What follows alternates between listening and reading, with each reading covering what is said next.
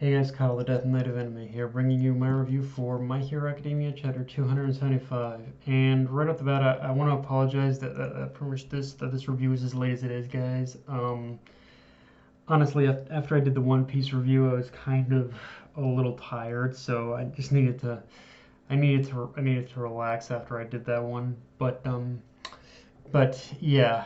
So with that said, though, let's get into it. And okay, there's with this chapter, like every other one there's been with My Hero Academia lately, there's so much to talk about. But first, let's take a moment and appreciate that Ragdoll's quirk, which was stolen God knows how many chapters ago, has in this single chapter come full circle in proving to be the most frightening power at Shigaraki's disposal right now, even more so than his own enhanced decay. I mean, when it comes to Shigaraki's quirk, in its own right, it's on its own right now, it is scary. But now that he's got the destructive power of his decay quirk, combined with the precision and accuracy of search at his disposal, it's kind of just it's kind of just legitimately terrifying, and just the way he was able to locate Izuku so quickly, it just invokes that pure sense of fear, terror, absolute, just it it's the type of fear that freezes you in your place, like hope is slowly slipping away here. And I really absolutely no, like with this combination of power, no one is safe from Shigaraki, and I mean absolutely no one. Not Izuku, not All Might, and not even Anko. Well, who, if anyone knows, is basically, if you don't know, Inko is Izuku's mother. And I really want to focus on that last one because if things ever reach a point where Midori's mother becomes a target, then Horikoshi, like, if it if Horikoshi is going to present Izuku's mother being in danger as something where he's not going to arrive in time, then Horikoshi has to throw Izuku's dad back into the mix. He just does. And yeah, it's like just from using one quirk, just from Horikoshi like bringing this one quirk back, he made Shigaraki way more terrifying than All For One ever was. And All For One was pretty terrifying. Like, don't get it twisted. But with this quirk, it actually sort of gives us like a bit of a taste of frightening All For One would have been had he ever gotten the chance to actually use that quirk. And now it's been being used by his pupil Shigaraki. Like, there's there's absolute fear all around in this particular in this particular scenario. Like, all hope is being lost right now. And now, with that said, we also got to talk about the inner look into Bakugo's inner thoughts we got about Izuku and his current ability to harness One For All. And people, I think, are definitely going to complain that this isn't the right time for Bakugo to do this, for him to be thinking about how far Izuku has gotten, while he still feels somewhat inadequate. But thinking, but but here's the thing: it is kind of necessary in this chapter, because as we see in the chapter, Bakugo was trying to convince himself that he could stand toe to toe with Izuku against Shigaraki. Because if Izuku fails, Bakugo is really the only one left who can even stand the chance of defeating like pretty much Shigaraki and protecting society. But as we see, even that small little pep talk wasn't enough, as Shigaraki's mere arrival and the confrontation with him was enough to evoke that very feeling of absolute terror, which just shows we're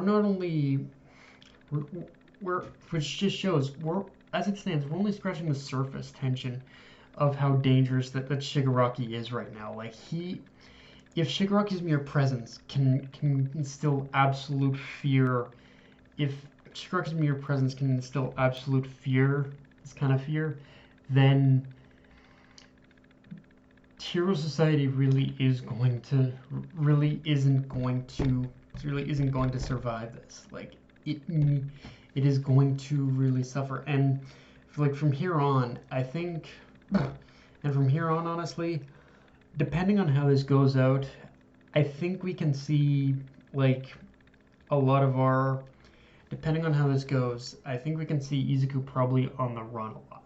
Like I think, like okay, like if you like don't think I didn't miss Gran Torino's line about how they are now. They're like Izuku and about how little line about how Izuku and Bakugo are completely unfit in order to face like Shigaraki as they are, which honestly, that tells me that however this arc ends, we are definitely headed into a time skip. And honestly, with the current situation, I wouldn't be surprised if it's kind of a sort of time skip scenario that puts basically all of our heroes sort of like on like it'll obviously be our heroes like getting stronger over the time skip, but the scenario in itself might very well be one where our main heroes, class 1A, are going to be on the run,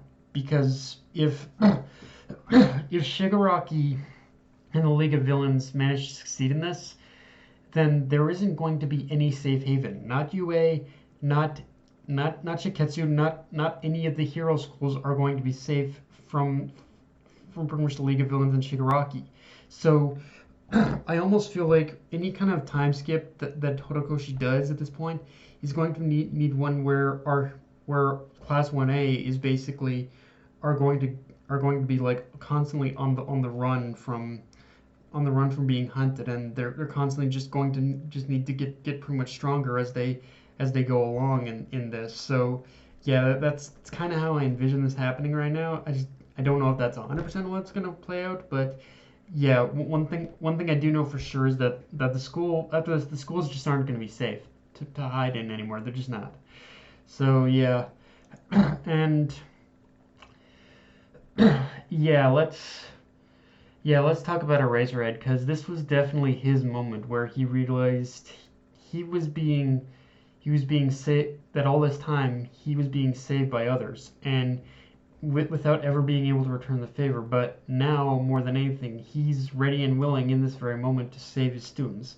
And while that does kind of scare me, just from that it does kind of create this thought that he might die here, it is fascinating to look at this as from sort of like Aizawa's self-admission of his failure as a hero, and maybe even to a lesser degree as a teacher as well, just from his inability to pretty much save those who have kept him alive, and how this now is the ultimate moment where he can just do that. Like if you really look at Aizawa throughout all this, throughout all of his appearances, like he's at his moments, don't get me wrong, but in each moment as well, he's also been saved in some way. Like he's always been one who's been saved at the very last moment in which he thought he was going to die. So in this case, it is his moment in order to show that he can actually return the favor and save people who have saved him in the past. In this case, Izuku. So yeah. Now, so obviously one thing to talk about is that Horikoshi is going on break for a couple of weeks out of this chapter, and obviously given the circumstances, it's not too uncommon. But I also hope it's more for production reason than it's being delayed more than anything else. Because every time Horikoshi gets sick, like don't get me wrong, whenever a mangaka has an illness or they get sick or something, you always kind of worry about them. But when it comes to Horikoshi and even even from even the manga of Black Clover, like from Tabata Yuki, those are the two I kind of worry about the most right now when it comes to Horikoshi and basically Tabata. Those are the guys that I just kind of worry like are they going to be okay like during these times? And yeah, just like with Tabata, obviously his delay was probably supposedly that he had a change of editors from what I hear, but with Horikoshi, I hope whatever it is, I hope he's okay during these times. It's very hard to know. But yeah, guys, that's my review. If you enjoyed the video, like, comment, subscribe. Follow me on Twitter, Facebook, and that's Crunchyroll. Dead Night of Enemy, signing off. Later, guys.